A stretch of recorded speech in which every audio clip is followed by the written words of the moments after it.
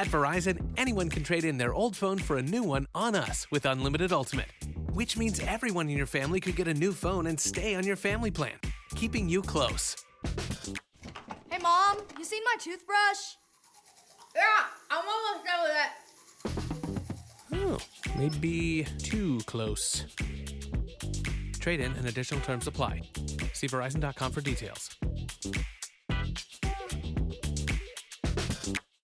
This Christmas, feel joy, gift joy, and send them joy with the perfect gift at Arnott's. Explore an endless array of gifting that will bring joy to everyone on your list. Shop Irish at the Christmas market, support emerging new businesses with Pitch 22, or find something extra special from one of our world-class brands. Shop in-store and online at arnotts.ie.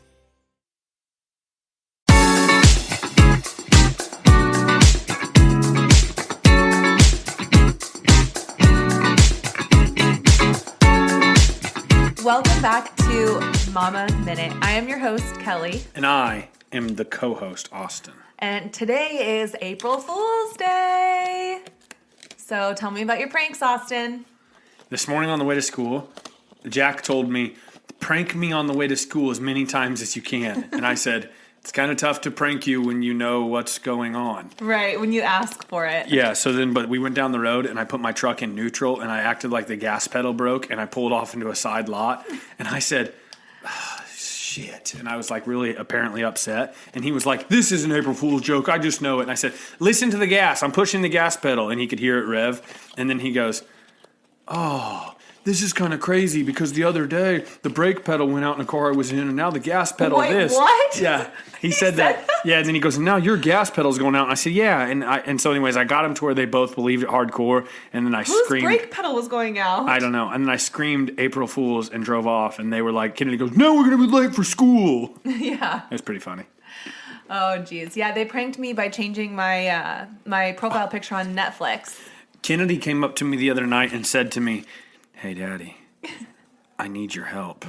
I need your help doing an April Fool's prank on you and Mommy. I'm serious. You want to know what they changed it to? I just now went to look for it because I knew that that's what they did. Kennedy was like, oh, it's terrible. It's nasty. It's terrible. The Netflix. And this is the little Netflix icon for like kids, for like Kelly. your profile. Yeah. It's just a pink and white. I know, it's just a little female. cartoon figure. It's not bad at all. Jack told me he wanted me to keep you off of Netflix because he pranked you good. To like delete my whole profile? Freaking idiots. Oh, geez, Louise. These kids. Kids are idiots. Gotta love them, though. Yeah. What did Kennedy say the other day? I guess it was about the pranking. Like, I need help pranking you. That. Yeah, I forgot about that.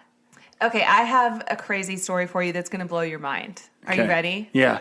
Okay, so Lauren Handy. Have you heard of this person? Negative. Okay, this honestly could probably be like a mama mystery topic because it's kind of true crime related. But it blew my mind, and I don't think there's really enough content to like write a whole episode about it, but I want to talk to you about it, so here we are. Lauren Handy. She is an anti-abortion activist, okay? She was just recently indicted on charges from when she created this blockade to an abortion clinic.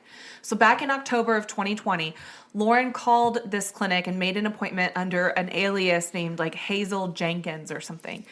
And when she arrived for this fake appointment, her and like a team of friends bombarded the employees in there, pushed them into a back room. One nurse apparently sprained her ankle. They chained the doors, like they chained themselves together and like created a blockade so people couldn't come in through the doors. So like patients with actual appointments couldn't even come inside. They were trying to stop the abortions? Yes. One of the people in this team, I guess, was streaming the whole thing on Facebook Live and said, quote, "The rescuers are doing their job. They're not allowing women to enter the abortion clinic. As long as they're in there, no women can go in to kill their children," end quote. Kind of aggressive, but whatever. I'm not going to get on the topic of like, is abortion okay or is it not okay? I feel like that's a taboo thing. I just don't want to get into that on this episode, but I do want to say... I take these episodes political and we have to re-record them all the time. Yeah, I don't want to get on the political side there, okay? But I do want to talk about what happened yesterday. So yesterday, the Metropolitan Police Department she lives out in like Washington, D.C. They were responding to a tip about potential biohazardous material at a home in Southeast Washington on Wednesday. So they go in, it's Lauren's home. It turns out to be Lauren Handy's home. And they start bringing out bags and coolers. Any guess as to what's in the coolers? No. Fetuses. Oh. She had been storing fetuses. They collected at least 5 from her Man. home. People are so effed up. That is like a nightmare. Is that not insane?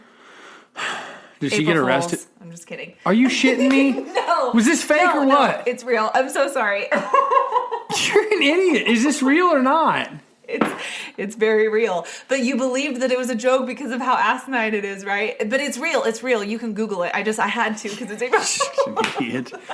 Okay, so I'm sorry. I'm did not she get laughing about dead babies. I'm obviously not laughing Did she about get that. arrested?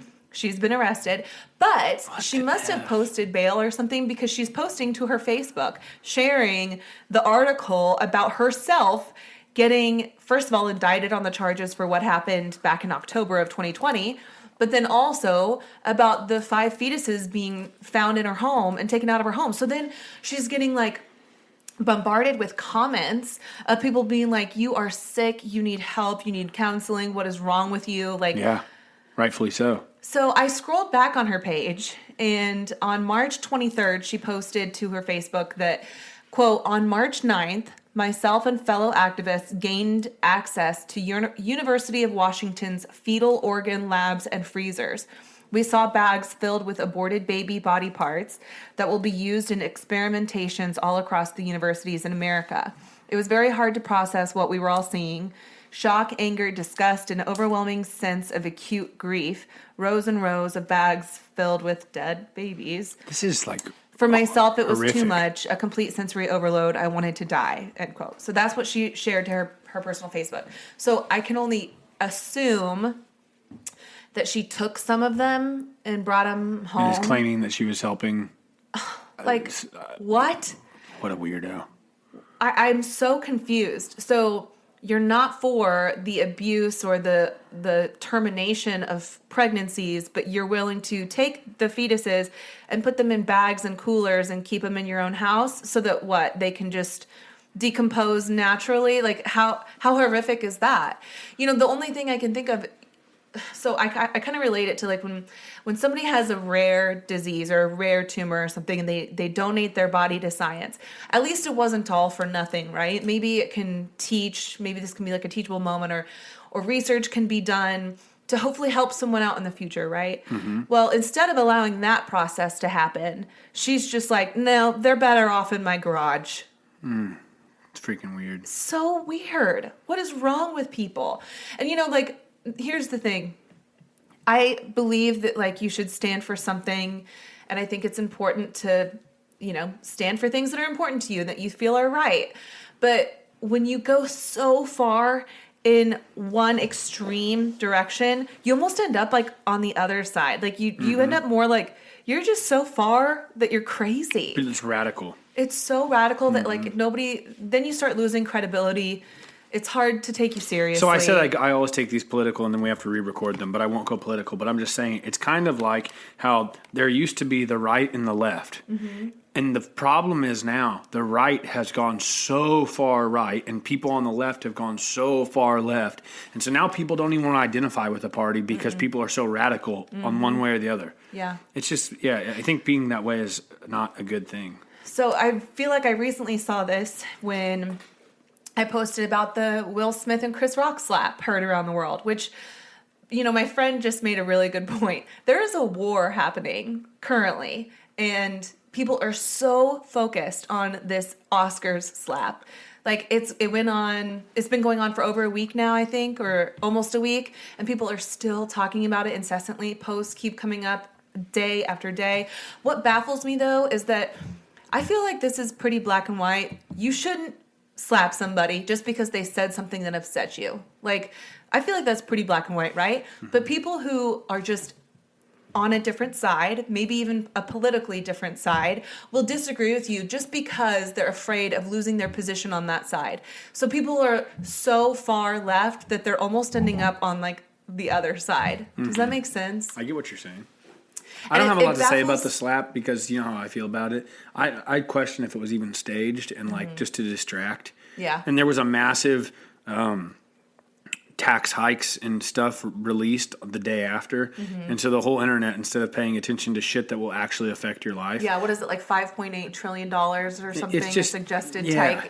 tax increase? It's all kinds of different tax increases of all sorts. And instead of the world talking about that, which is actually going to potentially affect their life, they're worried about the Chris Rock and Tweedledee and Tweedledum. Yeah, Ren and Stimpy. Seriously, Ren and Stimpy. Who cares? I think it was fake anyway, cares? so I don't really care. It amazes me that there's even that much to talk about when it comes to that. Like, Jaden and that Will it's Smith are even that- weirdos. They're really weird. They but have like open marriage, but like they don't. But like his balls are in her purse, and she controls his life, and it's just weird shit. I don't have any interest in talking about any of them anymore. Okay. Anyway, so on to the This next. is the daddy minute. This is the daddy minute. I had somebody tell me that He's it's more like the taking daddy over. minute. You talked a lot, and I was like, yep. You have been getting so many reviews on Mama Mystery. We've been getting reviews. We've been getting comments, messages. People like you. Yep. What do you think about that? Really appreciate it. Are you shocked? Nope. You know, at first, it's so funny because like you have a strong personality, right? Yep. And I had a feeling like there were some episodes where I was like, "Oh," like cringing a little bit. Like, how are people going to perceive that? I think people have gotten pretty used to you. I though, think by when now. people first hear the episodes with me, they're like, he's an idiot. Like, did you see the person that said he needs to go and then they updated their review and then they Yes. commented to me? Yep. And she said, I hope I didn't hurt your feelings. You didn't. I'm pretty tough skinned. But I just, yeah. Yeah, I responded to that one. I loved that she went back and changed her review. That Me was too. so It was awesome. awesome. Thank you. Yeah, that was awesome if you're listening. Yeah. So I wanted to talk about this because I thought it was a funny story, and I think that a lot of moms are going to relate to this, okay? We're shifting from Daddy Minute to Mama Minute now. Go Back for it. to Mama Minute. I'm taking the reins.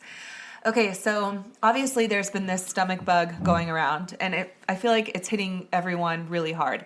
And if it's you like a 24 hour. Yeah, it like comes on with a vengeance and then it's gone within like 24 hours. Well, it hit our house a few weeks ago. Our son Jack got it first, and he woke up at like 5:30 in the morning, which I was already up. I was out in the living room, and he comes through the kitchen, and I'm like, "What are you doing up?" Because he never wakes up early. He's like the last one to get up, and he was all cheery, and he's like, "Oh, my stomach just kind of was cramping," and I was like, "Okay." Well, 20 minutes later, he goes to the bathroom and he vomits because he's got this bug. And he vomits so hard that it comes out the other end also all over the floor. Okay, moms, I know you deal with this like on a frequent basis, so I don't think I'm losing any of you. But I go clean it up. At this point, I'm like, oh my God, okay, I'm flustered. I have like I think Augie was only a few weeks old at that point.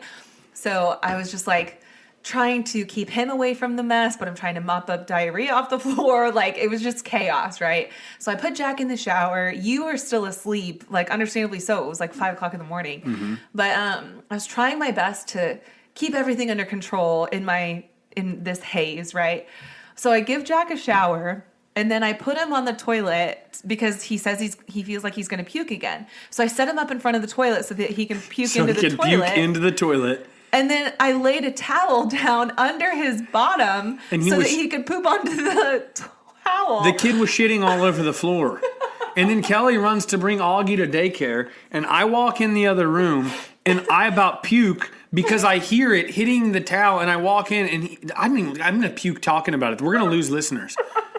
He's shitting on the towel and puking into the toilet, and I'm sitting there like about to puke and also going, what the hell, Kelly? Why don't you flip him around and put a trash can in his hands? And I throw the towel in the trash and walk him to a different bathroom, and he sits down on the toilet and puked in a trash can. Ding dong. do not know why I didn't think of that. I literally, that's what I'm trying to say. I was in such a dazed. I feel like moms will relate. Yeah. Yes. And mind you, so yes, I rushed to get Augie to daycare. I was like, get him out of here. And then I went to CVS to see if I could find some Imodium or something to help his tummy.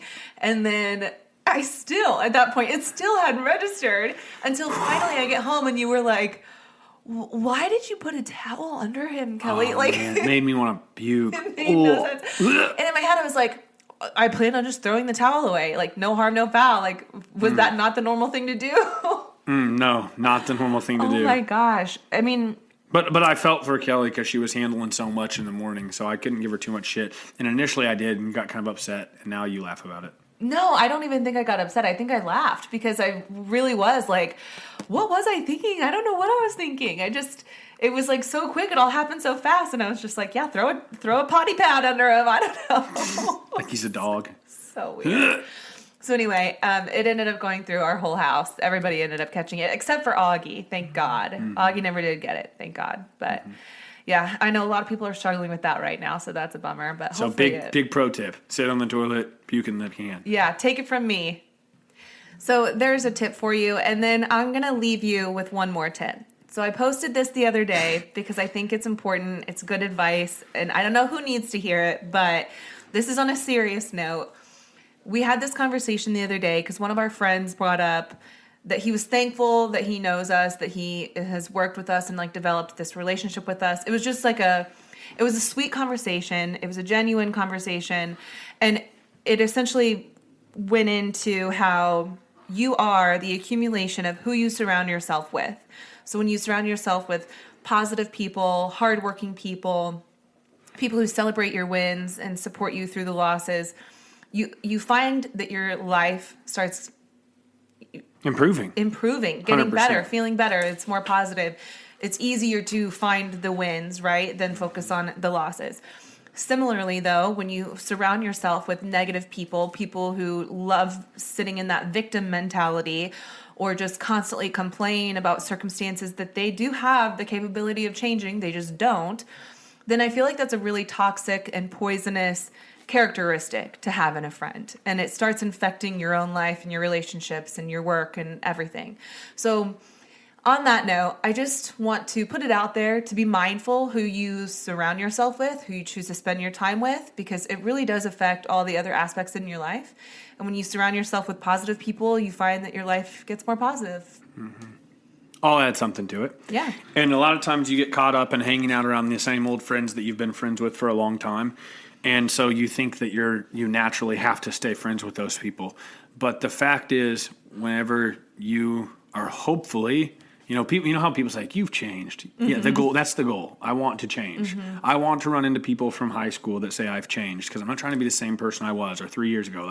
The goal is to continue changing and becoming better at whatever it is in life. And I'm not just talking about financially. I'm talking about your relationships, your friendships.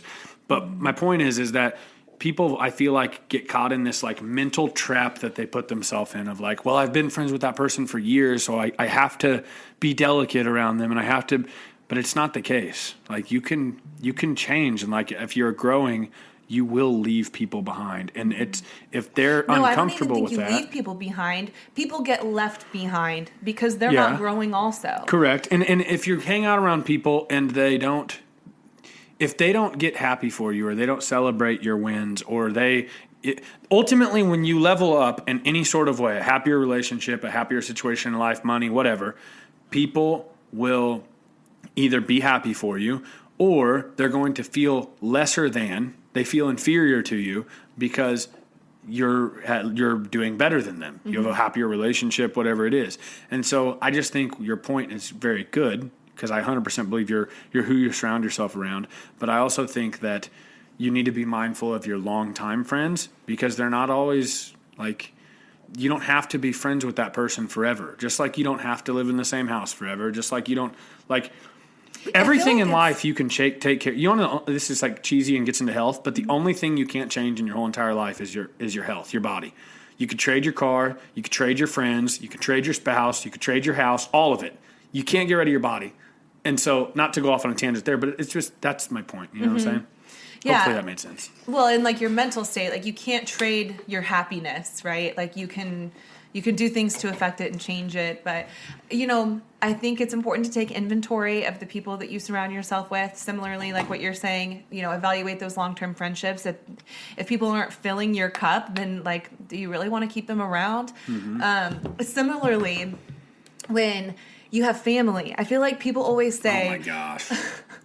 oh, blood is thicker than water or whatever, or they make this excuse that you have to keep family involved because they're family. Which is family such is what's horseshit. binding you. I completely disagree. With It's me a or lot. with this thing? Yeah, no, with that Okay, saying. I okay. think family is a lottery. And I think family is the genetic lottery. Yes. Congrats, you're related. It doesn't mean anything. No. And you know what? If you choose to be close with those people or if you vibe with them, then great. Mm-hmm. But it's like when you're going to have a wedding and they're like, are you going to invite the person you don't get along with? No. You don't have to invite everyone in your family just because. Right. Just It's don't. boundaries. It's respecting your boundaries. It's setting boundaries and making sure people respect those boundaries.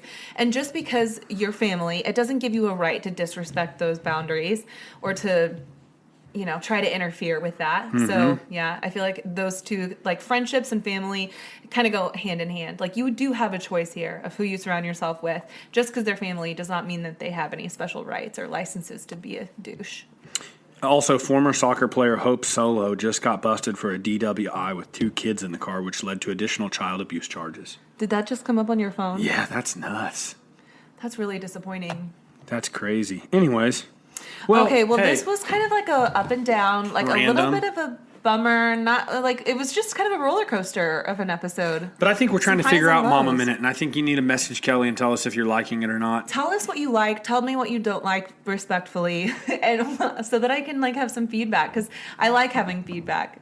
You want to know? Actually, this is kind of funny. I am going to tell this story. This moment reminds me of when I was having August and my epidural was so strong that they were like, push. And I'm like, I think I am pushing, but can you like give me some feedback? Tell me if it's enough. Is it too much? Like, tell me what to do. And Audi popped and I tore. So I had like no direction. I need direction, guys. I need you to tell me if I'm pushing hard enough, if I'm pushing not enough. But when you pushed, Let he me still know. came out, so maybe you don't need direction. We just keep pushing. No, I would have loved to avoid tearing. But that's for another episode. Tell the whole world, Jesus, Mama, mystery, house. See you later.